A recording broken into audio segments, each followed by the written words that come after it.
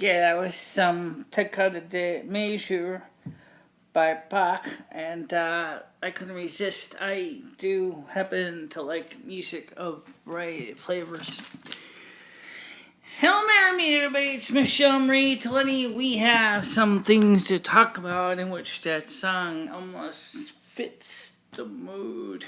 Today, of course, we've been very fortunate. Today is going to start getting really, really scary, especially for tomorrow. And I'm not gonna lie about this. Tomorrow, it's going to get downright lethal, temperature-wise.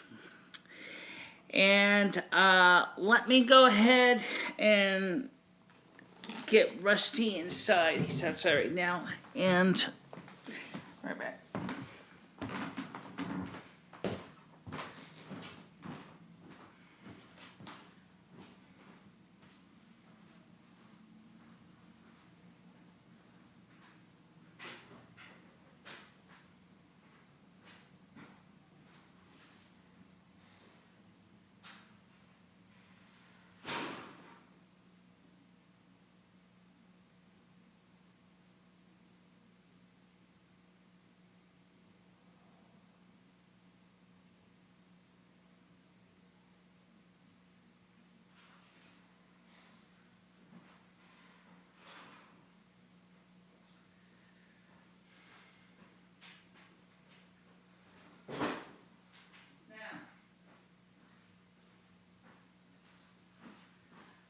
Let me check all the controls.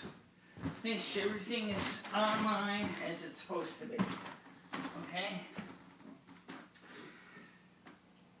Yeah. Yes, it is. Alright. And,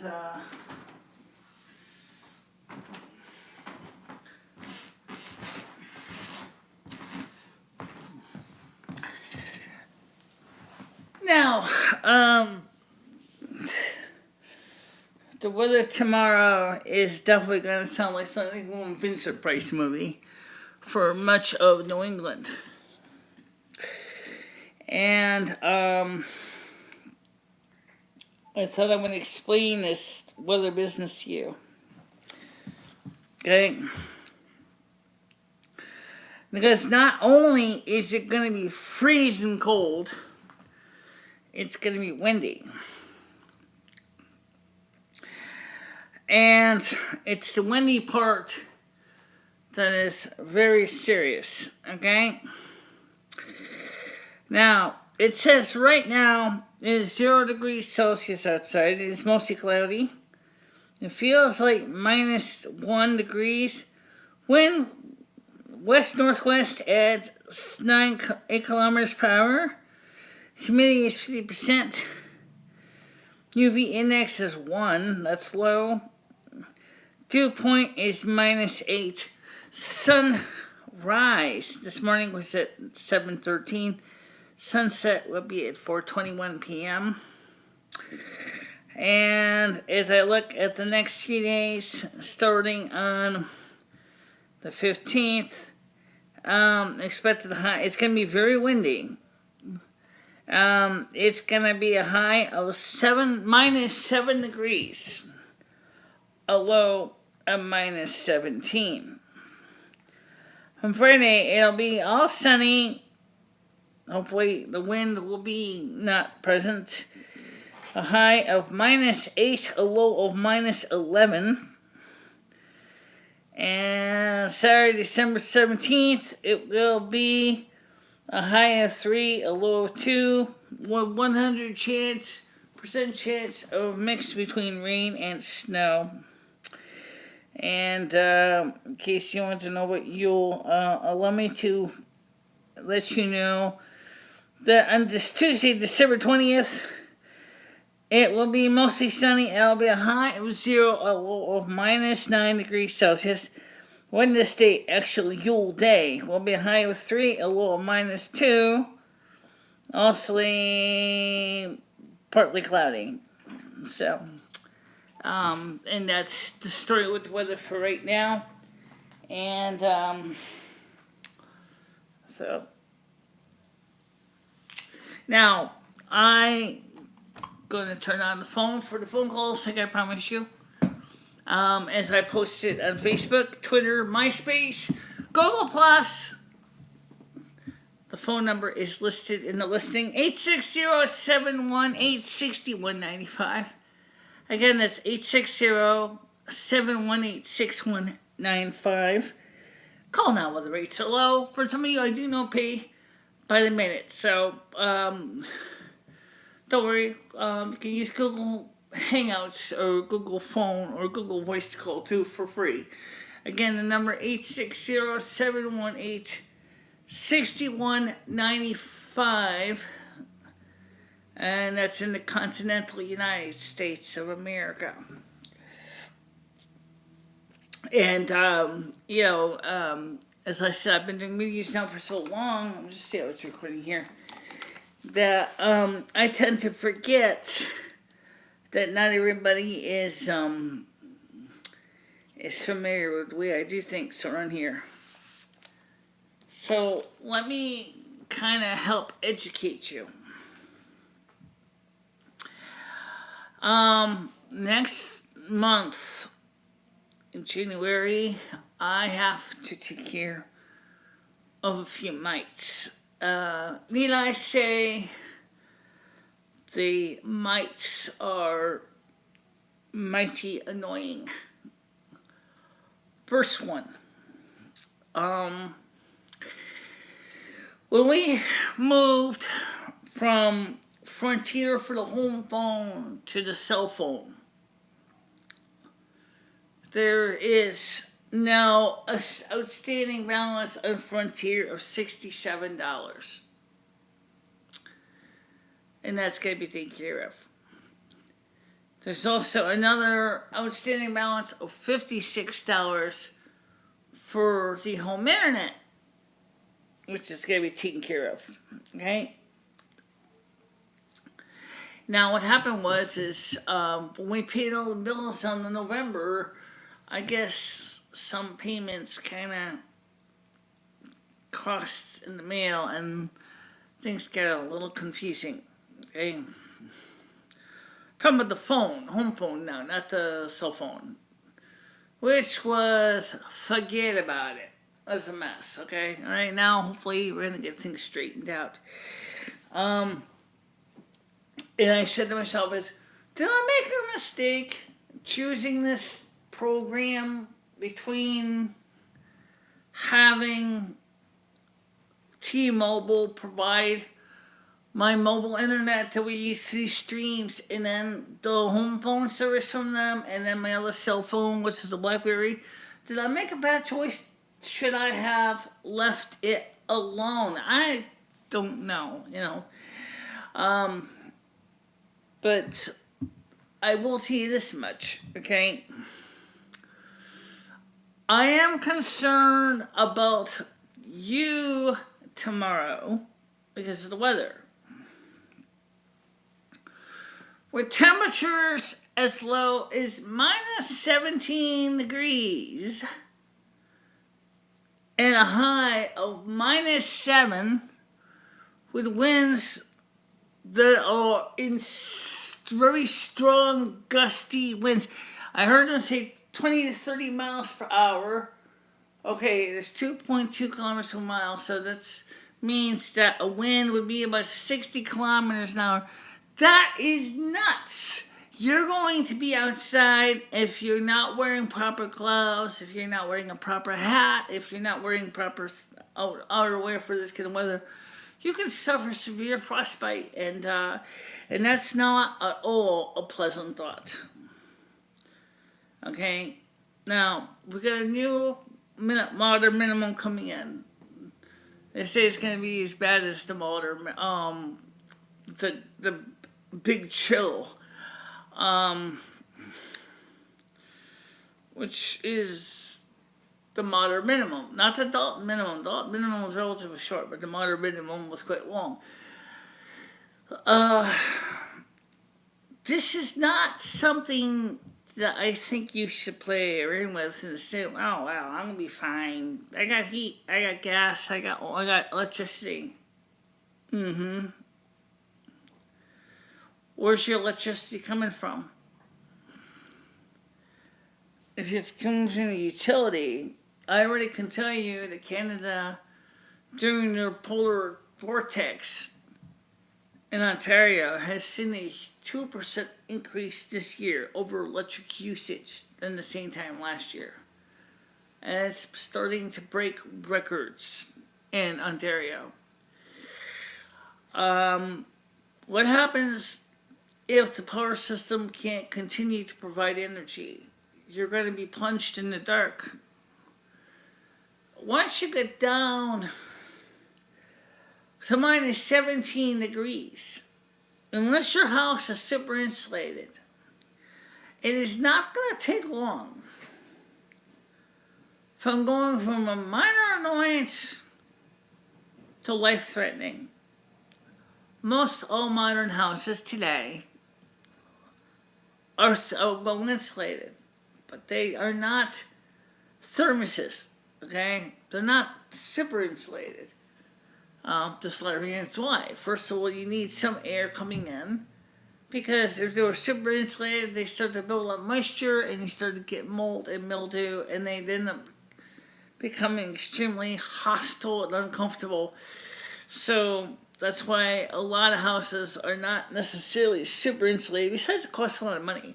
Now, obviously, in Minnesota, in the Dakotas, they are more well insulated than they are in the southern United States. That's a fact.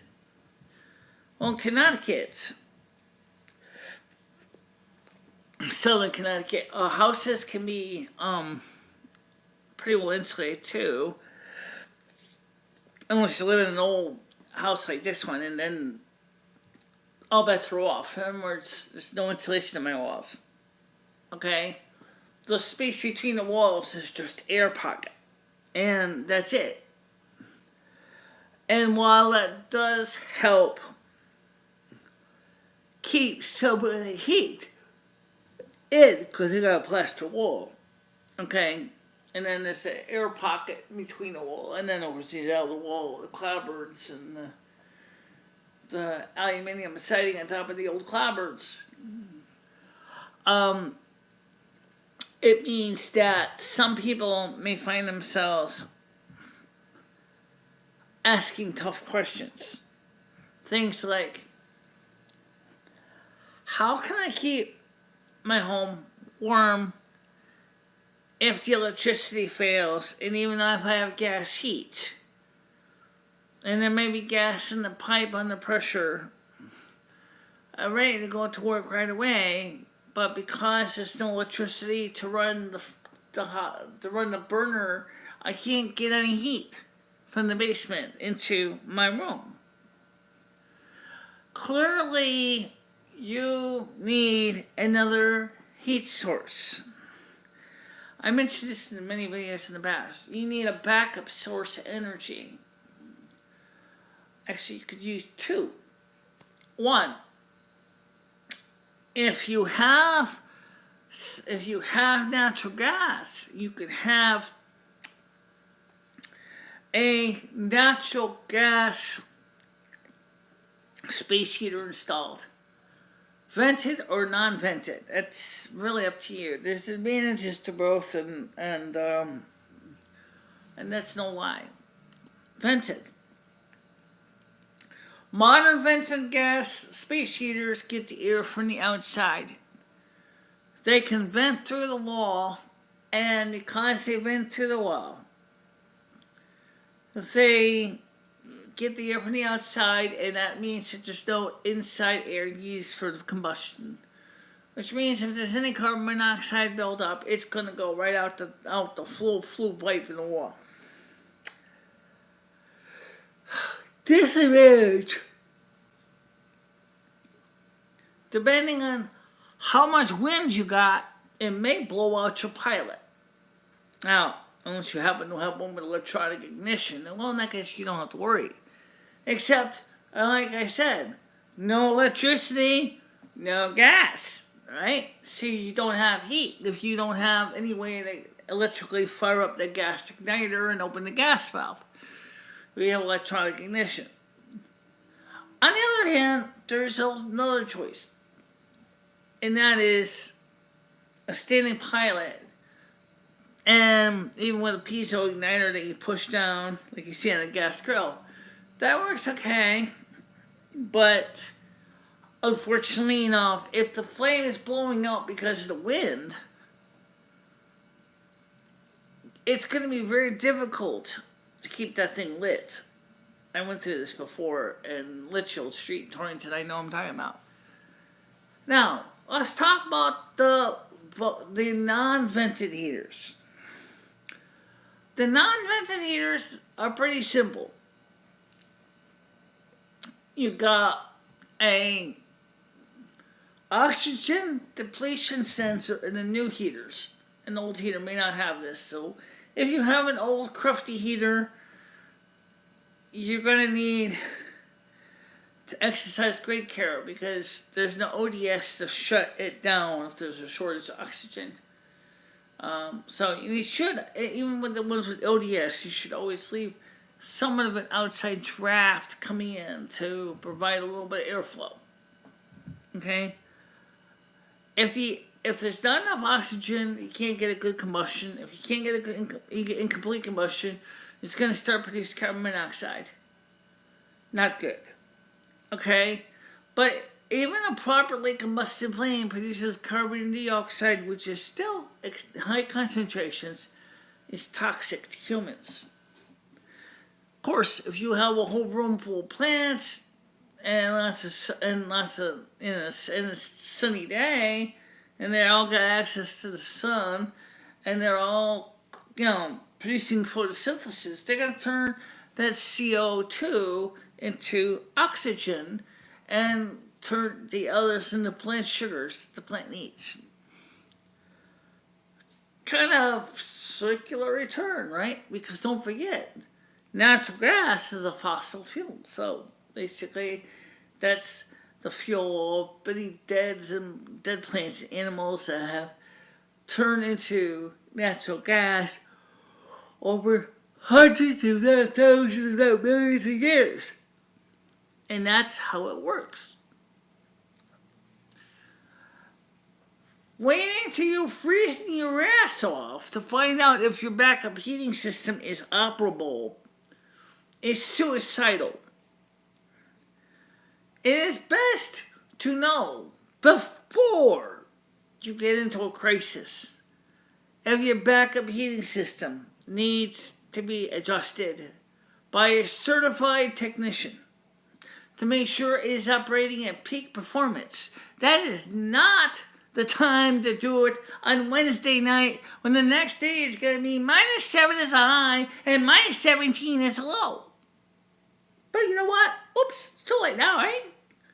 Unless you can get your HVAC technician to get down there tomorrow morning and hope to God that your main central heating system doesn't fail. Now, let's talk about another thing, which is also possible with demand of energy. Generators. Generators have always been popular for years for people, right? I had one myself, okay? Generators get problems. Here's the biggest one.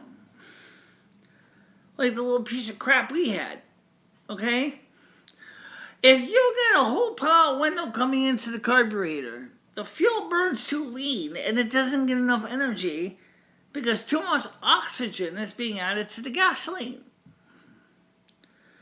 Then that causes the flame. Now that causes the fuel to burn poorly because it's not burning efficiently. If you close the choke to try to compensate, that might work for a while. But what happens if now the wind stops blowing? Now the flame or the combustion is too rich in fuel and it's producing high amounts of carbon dioxide and carbon monoxide because of incomplete combustion. So you're going to have the same problem And it's going to get worse because another thing gasoline generators have to deal with is you got to have gasoline. If your local utility or service station down the street loses his power, his pumps are more than 98% likely to be running on electricity from the mains. No electricity, no gas. No gas, no generator. No generator, no heat. No heat, no life. No life, someone's going to pay for your burial and your funeral. That's not fun. So you got to plan as if it's going to be like a hurricane. Plan like it. Hopefully, it won't be that bad. But if it does, at least you can say, okay, I know what to do. Now, here's something you can do. Here's some good news. It's winter. You got things to, if you lose power, don't worry about the refrigerator. I don't worry. Put the fucking food outside. It stay good. Put it in a bag, a container, keep it, or like in a, maybe in a garage or something. Keep it away from the wild animals. In a cold area, your ice cream, your frozen food will stay frozen. A -7 degrees Celsius? Oh yeah, it will, because that's the temperature of my freezer right now. Well, what about my milk? You might be saying, Michelle, I don't want ice in my milk. Okay, you don't want ice in your milk? Here's what I would do. Put your milk into a cooler, okay? At least it'll keep it out of the main wind. It'll still provide some cold, will still come in. If you really, and then use it. Use it up. Makes sense, right? Use it up. It's not going to go bad right away, okay? So when you need it, bring it in a little bit before. Make your glass of milk, or if you're using it for cooking, cook with it. And it'll start to be usable, will continue to be usable. Oh, what about cooking? Oh, that's something I'm going to have to do, right? Do you want to eat MREs all day? No, of course not. No one's going to eat MREs all day. But if you got an electric stove like I do, you're SOL. If the electricity goes, your heating up ability fails too. However, I got a solution to that problem. That's actually not that new. It's not that great.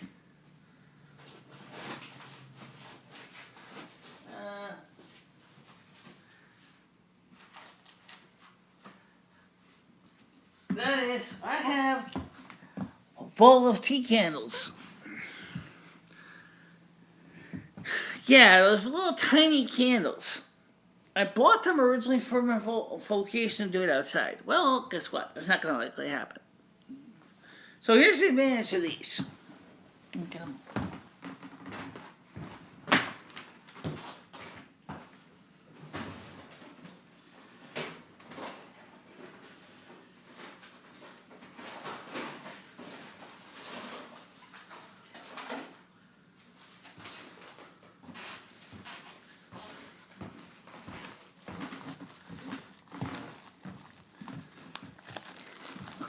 I have a package of 100 of these guys.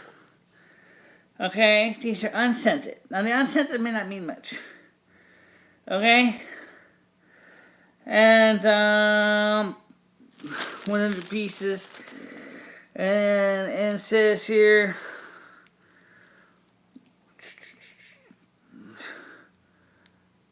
burns for 4 hours.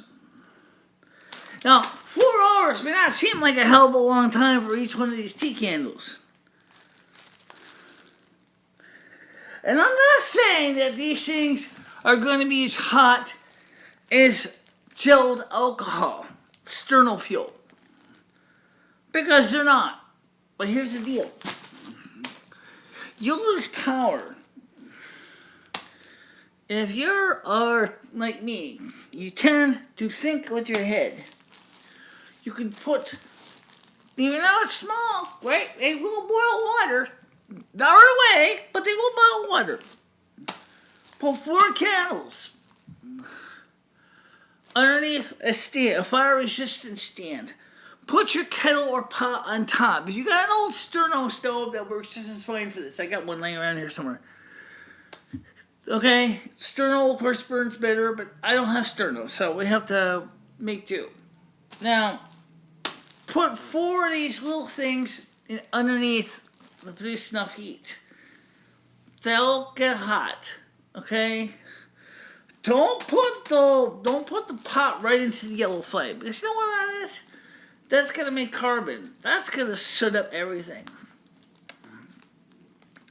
The hottest part of a candle flame is actually right above where the yellow ends. Even though you can't see it, but there's a slight blue. It's very slight. So right above there, maybe by about a centimeter, it's going to produce a lot of heat. Now, because these are tea lights, and there's 100 of them. I think I bought another package too, didn't I? No, you bought 100. You didn't need 200. Oh, that's right. Okay. I didn't buy 200 of these. But anyway, no matter. These here will allow me, or anyone else for that matter, to cook. After all, you're hungry, right? You're gonna eat something. You're gonna eat nothing. Don't forget the matches, guys. You're gonna need them too.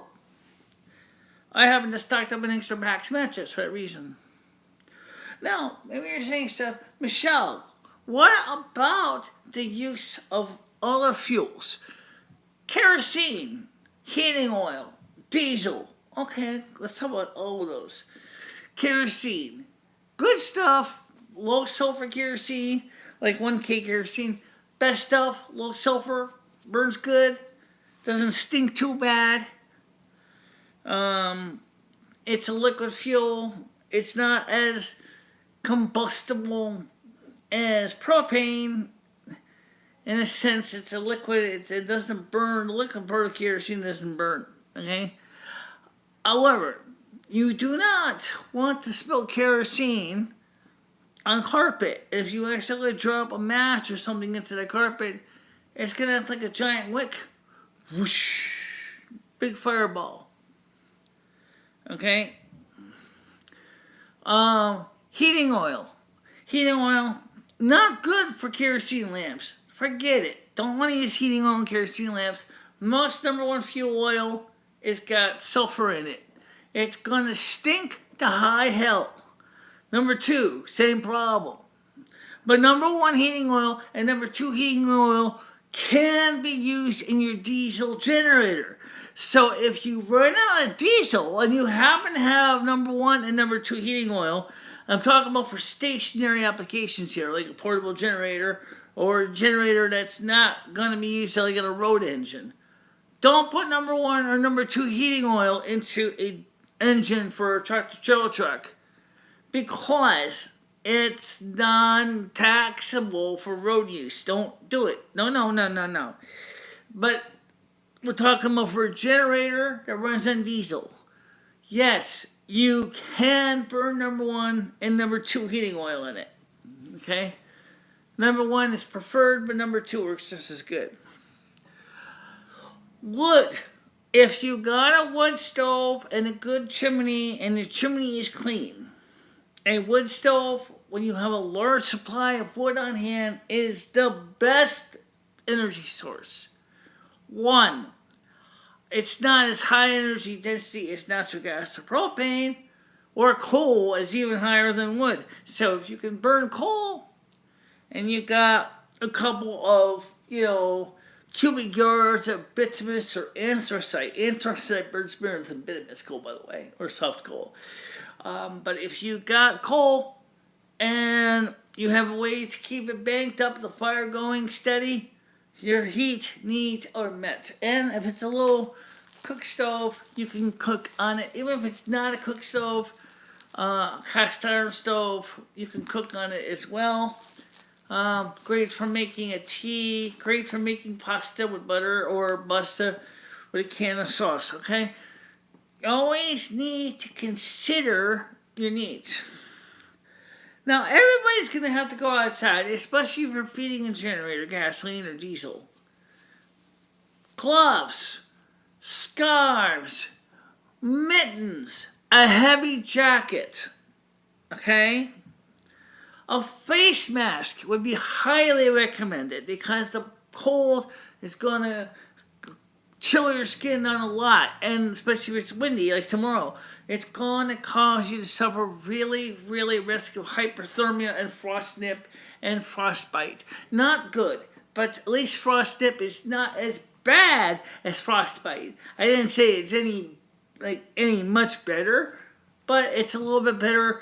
At least light frost nip, I have not heard of too many people losing legs and arms and fingers. But frostbite, which is just a shade or two above frost nip, could become life-threatening very easily. So please dress for success. Okay? In other words, dress to live outside. Because, I mean, I don't know. During Hurricane Irene and Hurricane Sandy, which was not snowing. Okay? It was raining like hell. So obviously I didn't have to deal with the cold.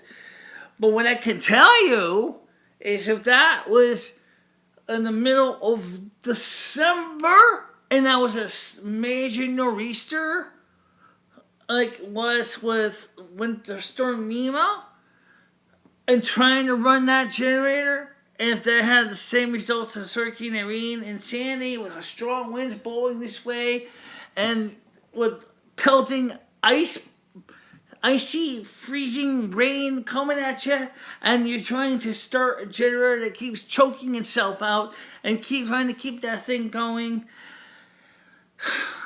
you're going to definitely need to bundle up right now. I don't want to see, I really don't. I do not want to see anyone die from exposure. Now let's talk about exposure for those poor people who have no place to live. I'm talking about your homeless brothers and sisters. Please help them by taking them in. Same thing for your pets. Take them inside. If your dog has to go outside to relieve himself, go with that dog. Obviously, in most states you have to anyway, under leash laws. Put a set of like a doggy coat. You can do the same thing for a cat too. You put a little kitty sweater on them. Make sure that their ears and their nose doesn't get too cold, because I have heard of cats losing ears and parts of the noses because of the cold. No fun. No fun. No fun having to see your poor animal get disfigured from frostbite any more than human beings. Keep outdoor exposure to a minimum. And if you can, keep the hell out of the wind. If you have a dog and he has a designated place where he relieves himself, then make sure that area is protected from the wind. Because the wind will help remove heat from your body so much faster than still air. I learned this from the hard way, from a personal experience. So try to make a windbreak to keep the wind away from, blowing directly at you and your pet. Okay? House cats, unless they're an indoor house cat, which in that case you don't have to worry. But if they're an outdoor house cat like Rusty is,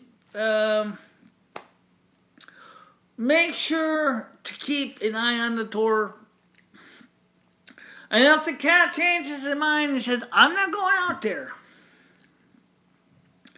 have cat litter ready in case, put a cat box together if you don't already have one. I have one because I have a cat that's an indoor cat, which is fame.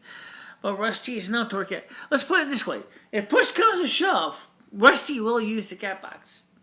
Because he knows that if it's freezing and it's minus 17 degrees outside and the blend is blowing icicles at him, he's not going to go out there. Or if he is, he knows damn well that he's got to hurry up, get what he needs to get done, and get back upstairs. So tomorrow, I want to hear, actually I do not want to hear, but I'm sure somebody will talk about it. Somebody will not think of this and will make a mistake, and I will hear of some poor person that has succumbed to exposure of the elements. Please, just be careful, okay? It's not going to get any better. We're only at the beginning of the new ice age. We're not very far along yet. If you have any Arctic survival training, this is the time you need to share your knowledge with other people. Not just acting like it's no big deal. Because just like it says, real cold will kill you dead. Just like that. It's no joke. Real cold will kill you dead. Just like that. Think about that. Is it better to die in hypothermia or die from hyperthermia where it's too hot? I don't want to find out either way. I have plenty of experience with cold, baby, but I'm not exactly suggesting you want to go out there ill prepared. That would be just so bad. Okay, now you've been told, now you've been informed about some educational things to keep in mind, and so now what's going on with the election stuff? Let me tell you what I think. What I hear going on with the CIA, the Electoral College, the Democrats under George Soros, some of the Colorado electors trying to demand that the state of Colorado allow them to vote by their personal choices. And the state of Colorado told them no dice. I have to tell you, I really don't know what to tell you is going to happen with that. Okay? Right now, that's not my immediate concern. Do I think the electors are still going to vote on the 19th and still support what the Electoral College is supposed to vote for? I hope so, but, we'll see. 19th is about 5 days from now. And then Congress is going to review those votes on January 6th. And then if everything goes like it's supposed to go, Donald Trump will be inaugurated on January 20th. So, all I can tell you is I have not enough information to really give you an educated idea of what's going to really happen. Okay? I'm not a mind reader. I'm a weather sorceress. That's my main job. I do weather, really. So when it comes to political stuff, I'm as lost as a dog in high weeds. I don't know. Just accept that, because it's true. I don't. But I can tell you what I told you today about the weather. That is something I'm trained for. That is something I'm prepared for. But this political stuff, I don't know. I'm not going to really, I can't say what's going to happen. Okay, so it's, I know it's a little early. I don't really have much more to say.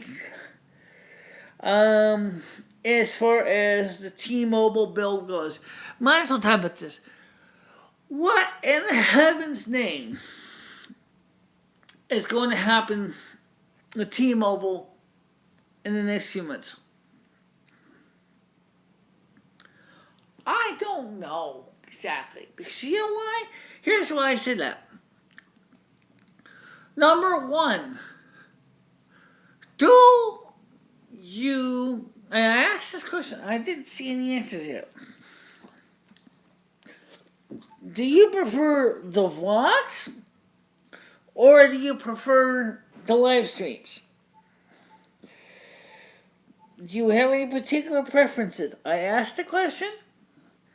I see no answer about the question, what you like or what you don't like. Okay? So which do you like? Do you like the live streams? Do you enjoy watching me every day? Often without a wish and a prayer, going out there, trying to do a live stream that at least is semi-professional, given my fixed income, and the fact is I cannot do interactive overlays and demos. Or would you prefer, or do you prefer, and when I record them ahead of time, even if they are a little bit behind, where there's a nice interactive layout, usually with an intro, sometimes titling used, good planning, good microphone, camera shots, whatever, and then a nice outro which gives you contact information.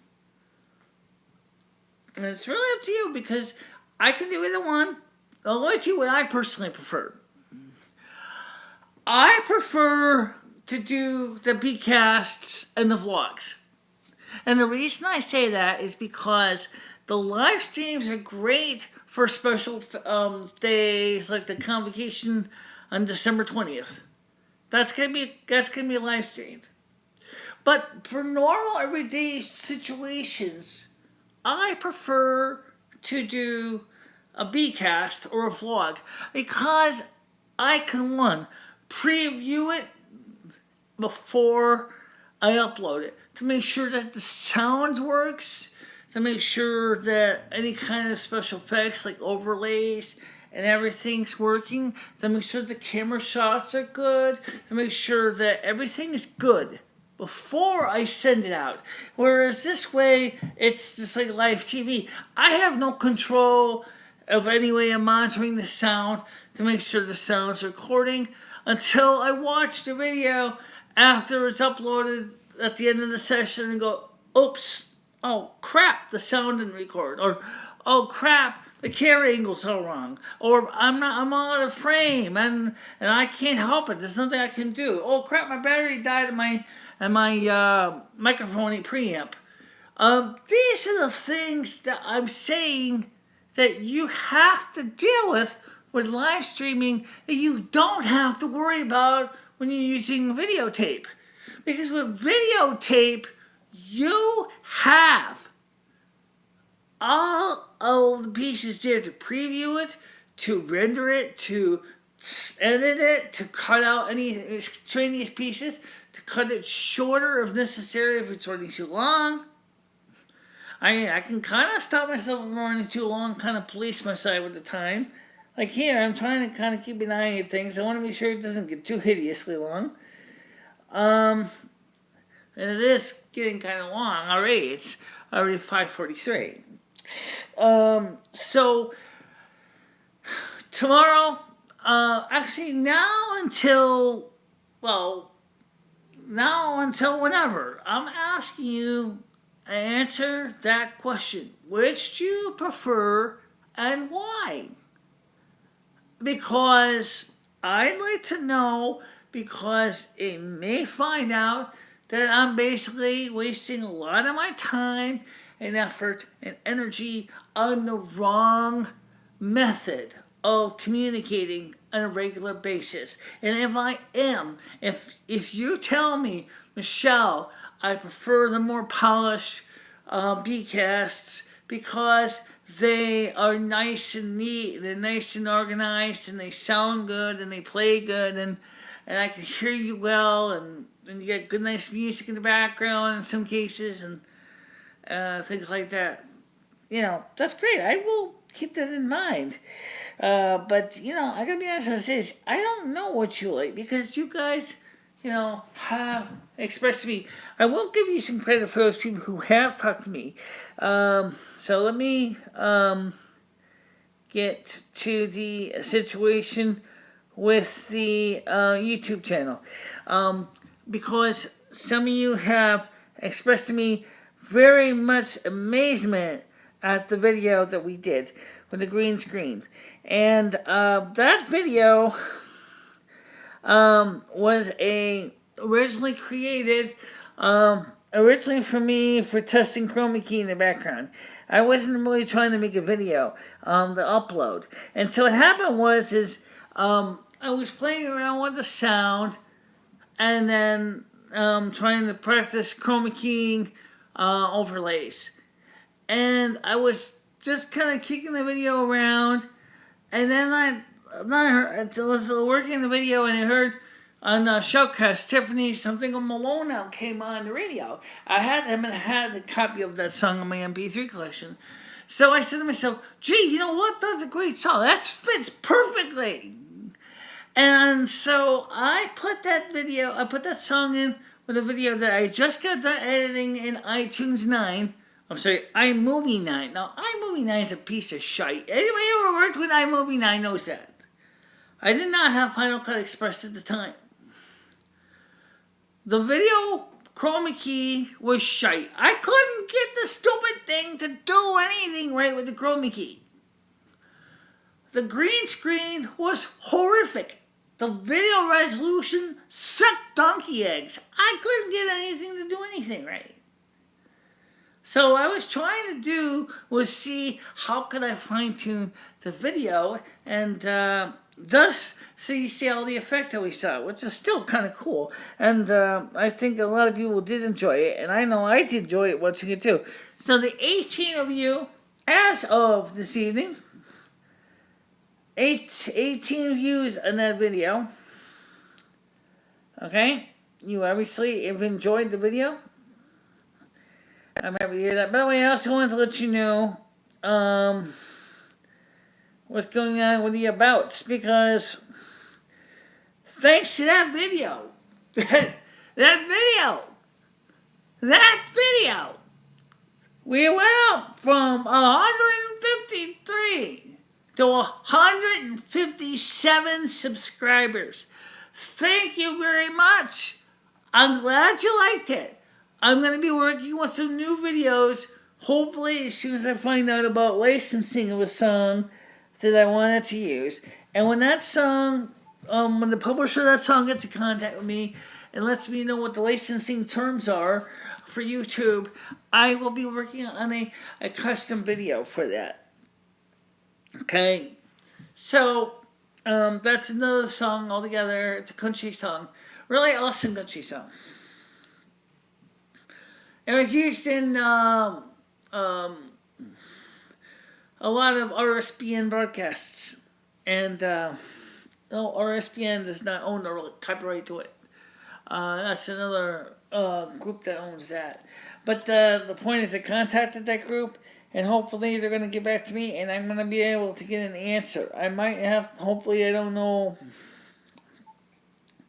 I can try typing in and search parameters into the Google library copyright search and find out if there's any specific copyright details online. They may say, well, you can use it for covers, but you can't use it for monetization. The case of the Tiffany's, I think we're alone now, which belongs to Universal Music Group. They did not say that I could not monetize it if it was a cover. And technically, it was a cover. Okay? But I really personally didn't care to monetize it. For one thing, I just wanted to share it. And so we shared it. Alright, again, another day I have no phone calls. Gee. This is getting old. Tell me about it. Why the hell did you even sign up for a studio line when no one calls it? Good question, Lum. But I call it? Of course you call it. I mean, I can call out on it to call people. Yes, but they don't call in. They don't call in.